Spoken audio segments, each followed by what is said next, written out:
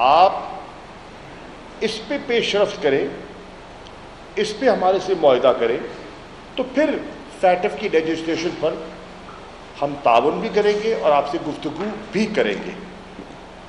میرے دوستوں، اب یہ جو نیا قانون انہوں نے پیش کیا ہے اور اسمبلی سے منظور کروایا ہے اور سینٹ سے منظور کروایا ہے، اگر آپ ان کی امینڈمنٹس کا مطالعہ کریں تو یہ 24 امینڈمنٹس منوً وہی ہیں جو ہمیں پیش کی گئی تھی، یعنی کہ عمران خان سے، تحریک انصاف سے جو NRO مانگ رہے تھے اور جو ہم سے نہ ملا، وہ انہوں نے اب اپنا مقصد حاصل کرنے کے لیے یکجا بھی ہوئے ہیں اور یہ ترمیم بھی انہوں نے پیش کی ہے۔ اس کے بینیفیشری کون ہیں؟ تحریک انصاف کی رائے میں ان ترامیم کی بینیفیشری ایک ایلیٹ کلاس ہے جس نے ملک کو بے دردی سے لوٹا ہے، منی لانڈرنگ کے ذریعے پیسے باہر منتقل کیے ہیں، انہوں نے اپنے مفادات کو محفوظ کیا ہے، اور امپورٹنٹ پولیٹیکل پرسنالٹیز ہیں جو اس ترمیم سے مستفید ہوں گی۔ جو نیب لاء میں امینڈمنٹس کی ہیں، NAO امینڈمنٹ بل 2022، اگر آپ اس کو دیکھیں تو اس نے، میں پہلے عرض کر چکا کہ anti corruption drive against the high and mighty, اس کو محفوظ کیا ہے۔ آبجیکٹو تھا to protect important political personalities of PPP and the high and mighty, وہ اب ابو ہو گئے، سب اس شکنجے سے آزاد ہو گئے۔ انہوں نے جو ترامیم کی ہیں، میری نظر میں they are not in consonance with United Nations Convention against Corruption۔ United nations نے ایک معیار سیٹ کیا ہوا ہے، یہ ان سے مطابقت نہیں رکھتی، اور جو فیٹف کی ریکمنڈیشنز ہیں یہ ان سے بھی مطابقت نہیں رکھتی۔ اسی طرح میں سمجھتا ہوں کہ انہوں نے اپنا آبجیکٹو حاصل کرنے کی کوشش کی ہے۔ تحریک انصاف کی یہ خواہش بھی ہے اور استطاع بھی ہے کہ سپریم کورٹ آف پاکستان کو از خود سو موٹو نوٹس لینا چاہیے، اور یہ میں اس حوالے سے کہہ رہا ہوں کہ اسفندیار ولی کیس میں سپریم کورٹ یہ کہہ چکی ہے کہ اگر نیشنل اکاؤنٹیبلٹی آرڈیننس میں کوئی ترامیم کی جاتی ہیں تو وہ سپریم کورٹ کو رپورٹ کی جائیں، ان کی نظر سے گزریں، تاکہ ایک ویسٹرن انٹرسٹ جو ہے اپنے مفاد کے لیے قانون سازی نہ کرے۔ یہ قانون سازی ایک ویسٹرن انٹرسٹ نے فقط اپنے مفاد کے لیے کی ہے۔ اب تحریک انصاف کا ریئیکشن کیا ہے اس نیب لاء کی امینڈمنٹس پر؟ میرا پہلا نقطہ ہے کہ اس سے نیب کا جو لاء ہے اور جو نیب کا محکمہ ہے پریکٹیکلی ڈس فنکشنل ہو گیا ہے، بے معنی ہو گیا۔ نیب کے ادارے کو جو قانونی یا اسٹیچوٹری پروٹیکشن تھی، انڈیپینڈنس تھی، آج وہ کمپرومائز ہو گئی ہے اور اب وہ فیڈرل گورنمنٹ کے تابع ہو گیا ہے۔ تیسری چیز جو عرض کرنا چاہوں گا، انہوں نے انفیکٹ نیب کو اینٹی کرپشن ڈپارٹمنٹ پنجاب بنانے کی کوشش کی ہے یا FIA بنانے کی کوشش کی ہے، جو سرکاری حکومت کے تابع ہوتے ہیں، پنجاب حکومت کے تابع ہیں۔ وہی سوچ کار فرما ہے اور آپ کو اس ترمیم میں اس کی جھلک نظر آتی ہے۔ اسی طرح میری رائے میں جو نیب کے کیسز تھے انڈر ٹرائل اس ترمیم کے بعد, اس قانون سازی کے بعد they will be affected. Almost all cases will be affected. ان میں سے 80% کیس منتقل ہو جائیں گے نیب کورٹ سے دیگر کورٹس کی طرف, جو کہ ان کی مراد تھی, اور کچھ کیسز جو ہیں وہ واپس منتقل کر دیے جائیں گے نیب کو. یہ ان کا آبجیکٹو تھا. اسی طرح آپ دیکھیں کہ انہوں نے امینڈمنٹ کی ہے کچھ ایسے سیکشنز میں جو ڈیل کرتے ہیں بینک ٹرانزیکشنز کے ساتھ. سیکشن 9 سب سیکشن A5 کا ڈائریکٹ بینیفیشری جو ہے وہ ہمارا وزیر اعظم ہے شہباز شریف صاحب. ڈائریکٹ بینیفیشری ہوں گے اس امینڈمنٹ کے. 9 سب سیکشن A5. اسی طرح جو ترمیم کی گئی ہے سیکشن 14 میں, اس کے ڈائریکٹ بینیفیشری ہوں گے جناب نواز شریف صاحب, کیونکہ اس میں جو منی ٹریل کی رسپانسبلٹی ہے جو کہ اکیوز کو دینی ہوتی تھی وہ اب ختم کر دی گئی ہے. تو یہ کلیئر آپ کو دکھائی دے رہا ہے کہ یہ ترمیم کن کو بینیفٹ کرنے کے لیے اور کن کی خواہش کے مطابق کی گئی ہے. آگے چلیے. 7واں نقطہ میرا ہے کہ انہوں نے جو بے نامی ہے اس کی ڈیفینیشن میں تبدیلی لے آئے ہیں, اور اس سے بھی وہ کیسز متاثر ہونے کے امکانات اب ہیں. اگلی بات تو میں کہنا چاہوں گا, جو ایویڈنس ایکوائر کی جاتی تھی باہر سے وہ اب نیب کے کیسز کے لیے کارآمد نہیں ہوگی. اس کے بینیفیشری کون ہوں گے؟ ایک بلینکٹ کور دیا گیا ہے جتنے منی لانڈرنگ کیسز ہیں اور ایسٹس ابراڈ جس کا کوئی منی ٹریل نہیں دے سکتے, ان کیسز کو متاثر کیا گیا ہے اس ترمیم کے ذریعے.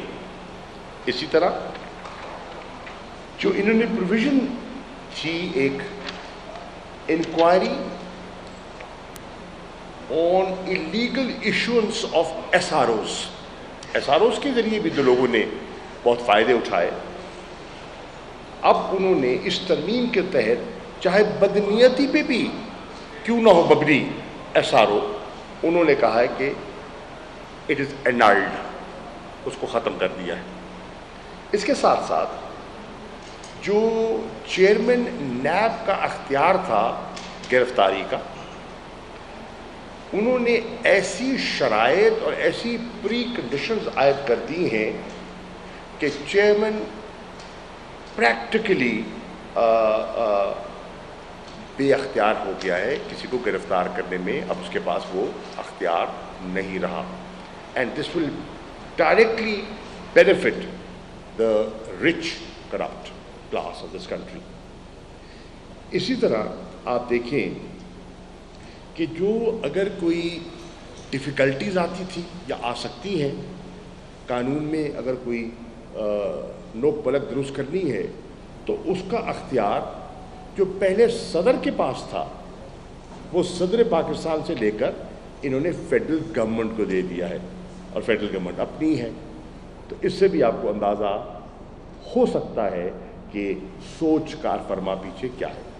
پھر آپ دیکھیں کہ یہ ساری جو ایکسرسائز ہے, it's an exercise by design benefit high profile cases of important political personalities. یہ ہے جو قانون سازی ہوئی ہے نیب کے قانون کے مطابق کے سے. تحریک انصاف نے فیصلہ کیا ہے.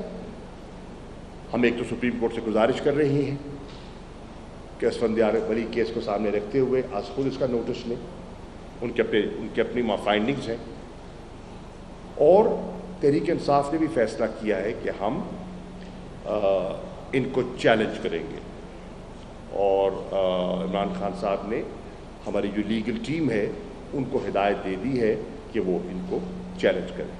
نمبر 1. نمبر 2، دوسری ترمیم جو انہوں نے کی ہے وہ کی ہے جو تحریک انصاف نے اوورسیز پاکستانیز کو رائٹ ٹو ووٹ دیا تھا، ان کو یہ پسند نہیں آیا. ہم نے ان کو ووٹ کیوں دیا تھا؟ ہماری نظر میں ان کی 3 وجوہات تھیں جس کی وجہ سے ہم سمجھتے تھے کہ اوورسیز پاکستانی اس ووٹ کے مستحق ہیں. ایک، وہ بہت بڑے کنٹریبیوٹرز ہیں to the economy of Pakistan, اور وہ بہت قیمتی اثاثہ ہے ہمارے ملک کا. آپ دیکھیں کہ ان کی ریمیٹنس سے یہ ملک چل رہا ہے، اور پچھلے سال 32 ارب ڈالرز کی ان کی ریمیٹنسز تھیں. تو اس کلاس کو اگر یہ عزت اور یہ شمولیت، احساس شمولیت دیا گیا تھا تو بہت اہم تھا، جو کہ پیپلز پارٹی نے اور نون نے اور ان کے دیگر حلیف جماعتوں نے مل کر اس کو دفن کیا ہے. دوسری وجہ یہ تھی، ہماری رائے میں جو اوورسیز پاکستانی ہیں ان میں بہت سے لوگ ہیں جو پروفیشنلز ہیں، ہائیلی ایجوکیٹڈ ہیں، ٹیکنوکریٹس ہیں. پالیسی فارمولیشن میں وہ بڑا امپورٹنٹ رول پلے کر سکتے ہیں. جب ان کو سٹیک ہولڈر بنا دیا جائے گا تو ہمارے ملک کی جو پالیسی فارمولیشن ہے اس میں ان کا انپٹ آئے گا، اور کوالٹی آف پالیسی میکنگ جو ہے وہ بہتر ہماری رائے میں ہو سکتی تھی اور ہو سکتی ہے. اور تیسری چیز جو میری نظر میں اہم ہے اور جس کی وجہ سے ہم نے یہ ان کو رائٹ دیا تھا پی ٹی آئی نے، وہ یہ ہے کہ ایک نسل تو یہاں سے منتقل ہو گئی باہر، برطانیہ چلی گئی، امریکہ چلی گئی، آسٹریلیا چلی گئی، کینیڈا چلی گئی. اب وہ وہاں کے سٹیزن بن گئے، وہاں رہ رہے ہیں، ان کے بچوں نے وہاں جنم لیا، ان کی تعلیم وہاں سے، ان کی پرورش وہاں، ان کی ملازمتیں وہاں، ان کا کاروبار وہاں، ان کا پاکستان آنا جانا محدود. جو یہاں پلے بڑے ہیں ان کا ایک لنکیج اور ہے، جو ان کے والدین کی نسل ہے. جو اگلی نسل ہے، مجھے یہ ڈر تھا اور ہے، اور میں نے ایز اے وزیر خارجہ جب میں باہر جاتا تھا اور اوورسیز پاکستانی سے انٹریکٹ کرتا تھا تو میری اس پر ایک نظر ہوتی تھی کہ نیکسٹ جنریشن کی دلچسپی اس ملک میں کیسے برقرار رکھی جائے. انہوں نے تو یہاں نہیں آنا، ان کو تو یہاں نہ نوکری چاہیے، نہ یہاں ان کو کوئی اثاثے ہیں جن کے لیے انہوں نے آنا ہے. انہوں نے اپنا فیوچر وہاں بنا لیا، and rightly so, and we wish them good luck. ان کا لنک کیسے ہو؟ اگر ہم ان کو یہ رائٹ ٹو ووٹ دے دیتے ہیں تو ان کا ایک جذباتی، نفسیاتی، ایک ایموشنل لنک بن جائے گا اور ہمارا ان کے ساتھ تعلق برقرار رہے گا.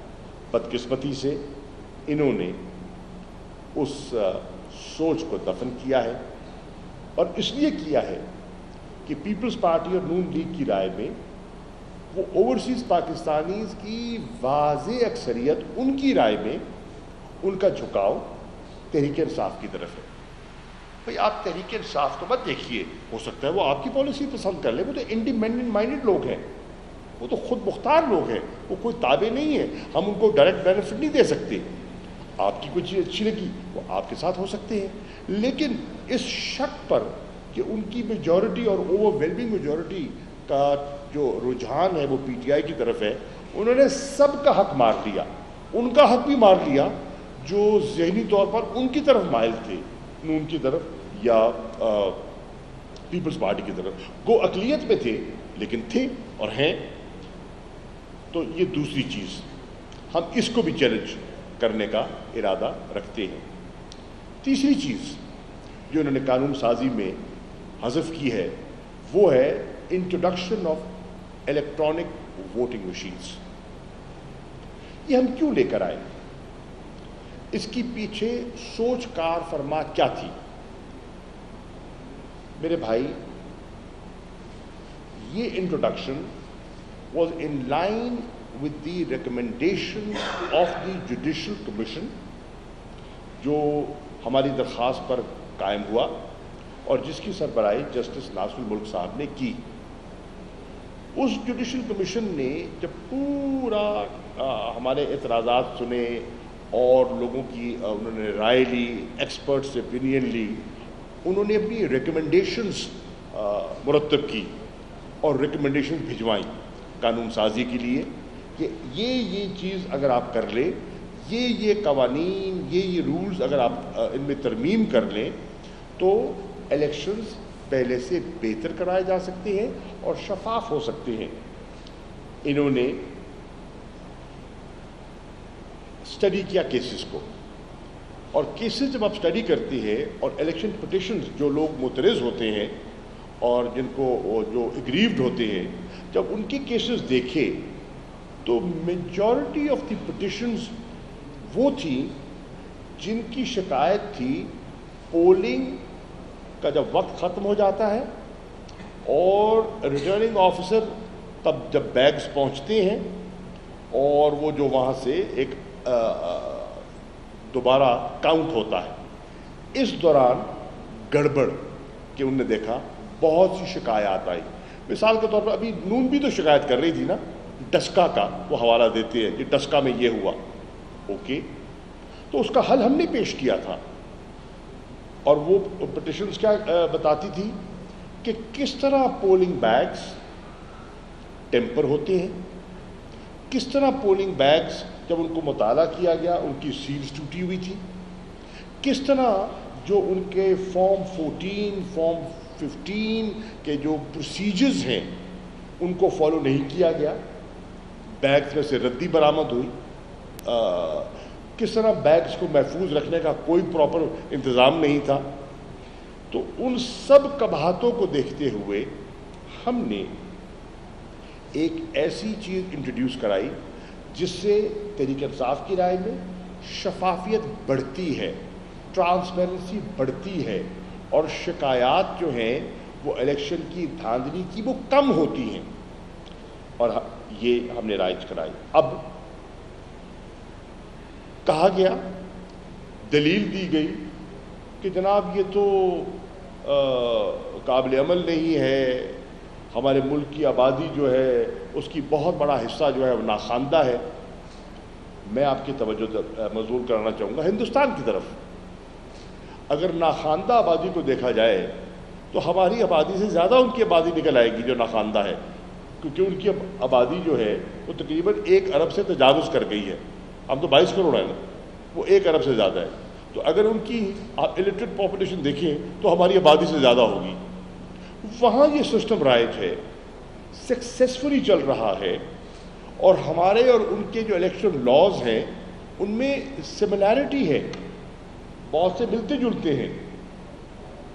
اگر وہاں وہ کامیابی سے چل سکتا ہے نظام, اور ہارنے والا رزلٹ تسلیم کرتا ہے اور جیتنے والے کو اعتماد ہوتا ہے کہ میں لوگوں کے بلبوتے جیتا ہوں, تو یہاں کیوں نہیں ہو سکتا؟ دنیا میں اور ممالک میں ہو سکتا ہے, تو یہاں کیوں نہیں ہو سکتا؟ تو یہ بھی انہوں نے جو کی ہے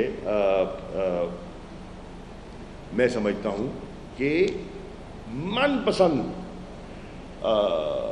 اپنے نتائج اور اس میں گنجائش رکھی گئی ہے.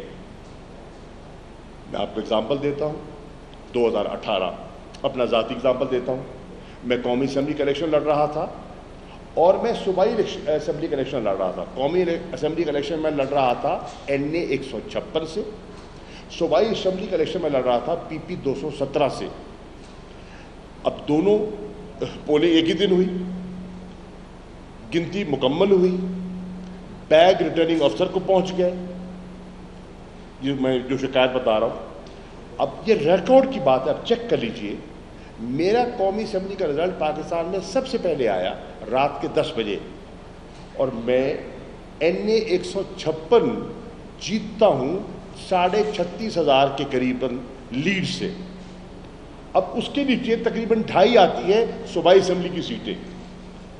جو اس کے نیچے میں صوبائی لڑ رہا ہوں PP 217, 10 بجے میں ان آفیشلی ڈکلیئر ہو گیا. جو کہتا ہے نا غیر سرکاری نتیجہ, وہ ٹی وی پہ آ گیا میرا.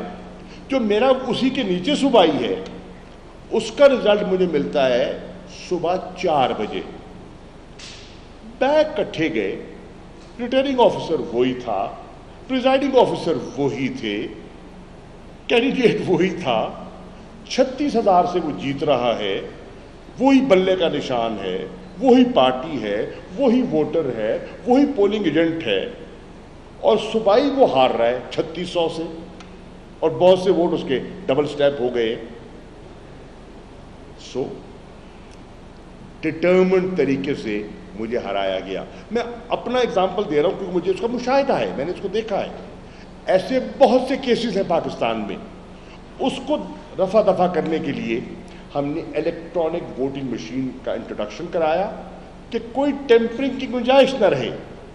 پولنگ ختم ہو, بٹن کے ذریعے وہ ٹرانسمٹ کرے جو پریزائڈنگ آفیسر ہے ٹو آر او, اور آر او جو ان کا جو الیکشن کمیشن ہے وہاں پہنچ جائے اور اس میں گڑبڑ نہ ہو. اب اس میں بھی انہوں نے ان کو یہ چیز پسند نہیں آئی. کیوں نہیں آئی؟ اوبویسلی اس لیے نہیں آئی کہ الیکشنز میں من پسند نتائج کی ہمارے ملک میں ایک رواج ہے, بن چکا ہے بدقسمتی سے. 70 کے بعد جتنے الیکشن آئے ہیں کسی نہ کسی نے ان پر انگلی اٹھائی ہے, گلا کیا ہے. کبھی تحریک انصاف نے کیا ہے, کبھی پیپلز پارٹی نے کیا ہے, کبھی نون لیگ نے کیا ہے. 2018 نون لیگ کر رہی ہے نا. 2013 کا الیکشن کو آر او الیکشن کس نے کہا تھا؟ آصف علی زرداری نے. آر او الیکشن کیوں کہا تھا؟ Because of this. یہ جو 5 بجے سے لے کے اور صبح آر او تک جو اندر معاملات ہوئے تھے ان کو انہوں نے کہا آر او الیکشن. 13 والے کو, 18 والے کو نواز شریف کہتے ہیں کہ ٹھیک نہیں تھا جی, 13 والے پہ ہم رو رہے تھے اور جوڈیشل کمیشن گئے تھے.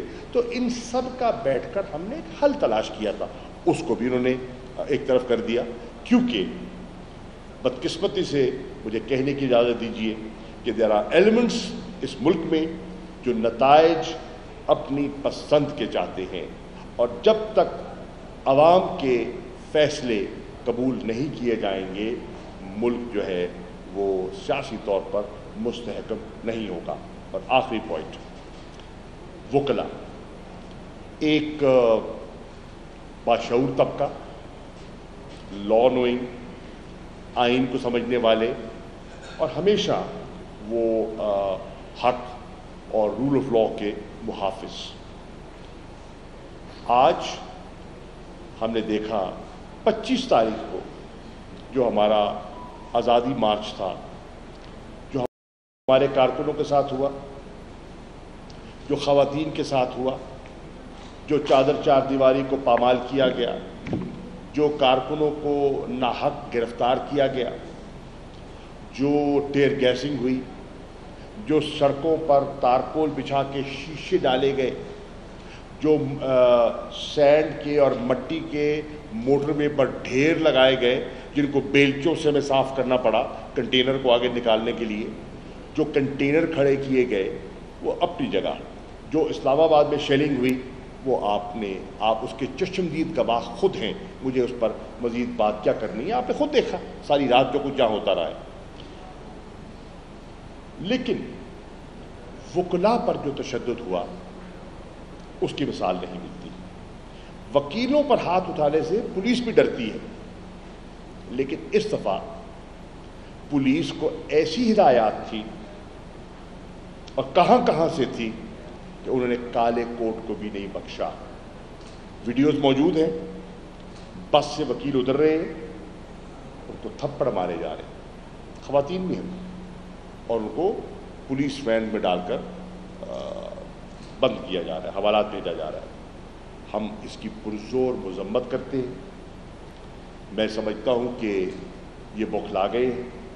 بخلا اس لیے گئے ہیں کہ جو لاہور میں تاریخی لائرز کنونشن ہوا جس پہ لاہور بار نے عمران خان صاحب کو جو دعوت دی, انپریسیڈنٹڈ تھا.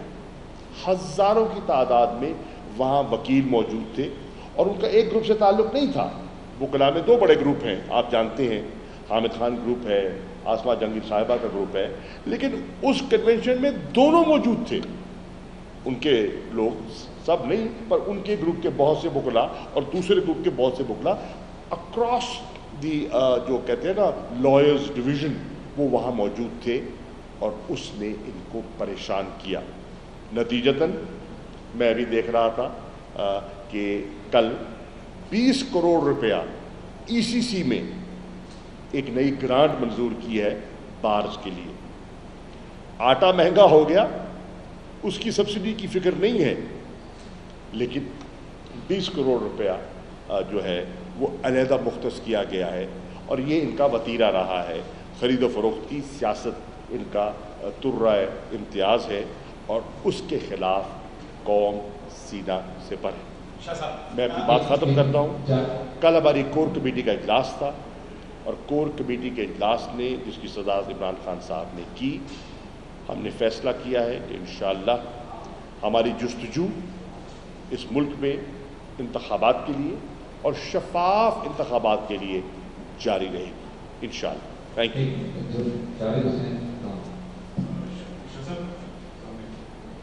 एक अवसर जो है वो जन्मदिन से ये आ रहा है कि जैसे आपके और मुस्लिम ग्रुप के रास्ते हुए और कल एक मुबैना तौर पर ऑडियो लीक सामने आई है, तो ये बताया जा रहा है कि कौन सी ऑडियो लीक?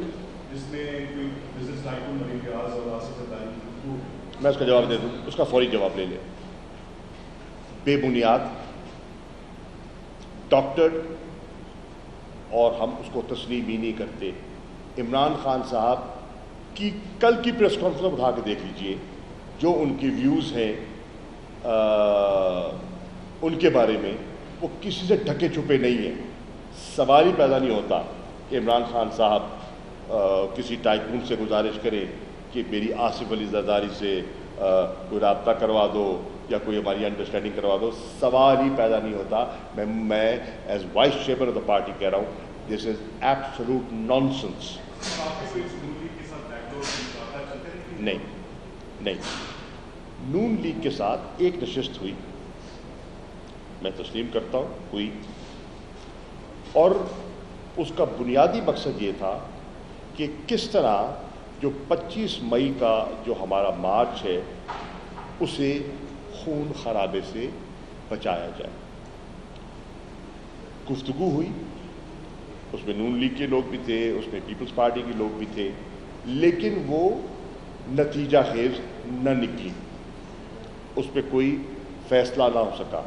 हमारा मौक़िफ़ ये था कि आप जो प्रोपेगेंडा कर रहे हैं कि हमने आके इस्लामाबाद में कोई तसादुम करना है, हमने खून खराबा करना है, ये जो आपका जो मीडिया सेल है वो जो कह रहा है कि हम बमाए असला आ रहे हैं, ये गलत है। ये हमारी पॉलिसी नहीं है। तसादुम, झगड़ा, खून खराबा हमारा माजी बताता है कि ये हमारी पॉलिसी नहीं रही, ये आप प्रोपेगेंडा कर रहे हैं और हम ऐसा नहीं करना चाहते। चुनांचे हम पुरअमन रहेंगे, अपनी बात कर के हम मुंतशिर हो जाएंगे अगर आप दो चीज़ें कर दें।